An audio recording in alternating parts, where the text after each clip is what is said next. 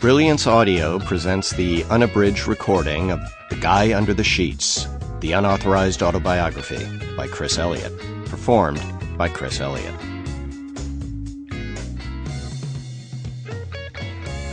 In Elliott's work, we see the archetypal comedic hero turned upside down. He not only confounds the ethical and social conception that comedy must be funny to be entertaining, but he even goes as far as to confound the highbrow notion that non-funny comedy must be non-funny for a reason, and not just the accidental result of having no talent and no idea what you're doing. In that sense, he's very much the poor man's Andy Kaufman. The very, very poor man's Andy Kaufman. Pierre Bourdieu, Distinction, a social critique of the judgment of taste. Chapter 1. It was November 10, 1982, and Studio 6A was the place to be. That night, as usual, it was packed to capacity, the audience bubbling with the kind of antsy anticipation usually reserved for NBC megastars like Willard Scott. A comic revolution was in the air, and back then the fans who got it and the curious who wanted to get it, as well as those who thought they got it but were afraid of being caught not getting it, all flocked to Rockefeller Center to experience a live taping of the new hit show, Late Night with David Letterman.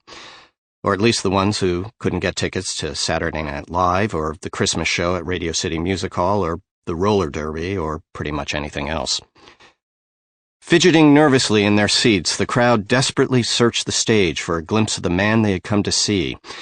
The man whose Midwestern charm, irreverent style, and cool Gerbeau snap-ankle pants were causing more than just a little stir in the stodgy, middle-of-the-road clam chowder called network television.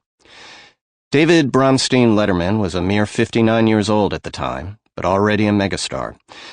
Late Night had premiered only a few months before, but was already one of NBC's top raters, bettered only by the controversial primetime talk show The Truman Capote Kiss My Sweet White Ass Hour, in which predictably the drunken host would invite his weary guests to do just that. On this night, Dave waited backstage, savoring the moment. He had come a long way from the plywood shed in Indianapolis, where he'd spent his days noodling catfish and feeling up soft-serve operators behind the old Piggly Wiggly. Primping before a full-length mirror, he straightened his tie and scuffed up his wrestling shoes and replaced his bridge with the same gap-toothed character teeth that had made the kids shriek when he appeared at 4-H events as dim-witted horse-face. Sample complete. Ready to continue?